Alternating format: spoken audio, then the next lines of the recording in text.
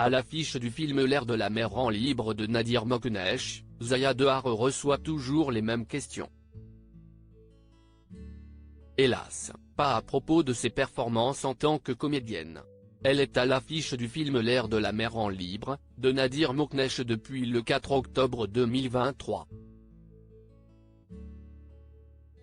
Il s'agit là du troisième rôle de Zaya Dehar au cinéma, prouvant une bonne fois pour toutes qu'elle a sa place dans le monde du 7e art. Mais tout le monde la ramène sans cesse à son physique. Et ce même monde évoque toujours l'affaire Zaya, cette époque où elle avait eu des relations sexuelles tarifées avec une partie de l'équipe de France de football alors qu'elle était mineure. Ce chapitre de sa vie, elle l'accepte et l'assume, malgré l'horreur qu'elle a pu vivre et qui l'a presque poussée au suicide. Mais que des mensonges circulent à son propos, elle refuse. Dans une tribune rédigée dans le journal L'Équipe, Zaya Dehar explique effectivement que sur grand écran, beaucoup se posent la même question. Ce qui m'agace, c'est cette étiquette de siliconé qu'on veut à tout prix me coller, précise-t-elle. À chaque fois, il y a ce doute, abordé, si est-il vrai, dans une fille facile et l'air de la mer en libre. Est-ce qu'elle est refaite ou pas? Vous pouvez dire ce que vous voulez, la pute, l'ex-prostituée, j'accepte, si est-il vrai.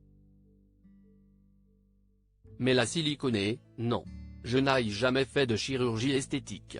J'avais la même poitrine généreuse à 16 ans, j'ai même fait une radio que j'ai postée sur Twitter pour montrer qu'il n'y a pas d'implant. La preuve n'était pas suffisante pour faire taire, complètement, les ragots. Zaya Dehar, qui est née et a grandi en Algérie, à Gris, se dit déçue des mentalités auxquelles elle se frotte au pays des Lumières et de la liberté. En arrivant en France, à l'adolescence, je pensais que j'aurais une vie plus douce, plus épanouie qu'en Algérie où on me regardait comme la petite fille étrange, rappelle-t-elle. Je me suis vraiment libérée, mais je me suis trouvée face à un mur de haine, du rejet, des insultes. Parce qu'une adolescente qui porte des mini-jupes, si est mal vue.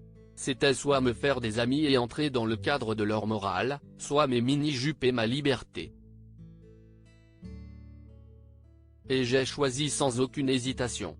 Retrouvez l'interview de Zaya Dehar dans le supplément du magazine L'Équipe, N°2143, du 14 octobre 2023.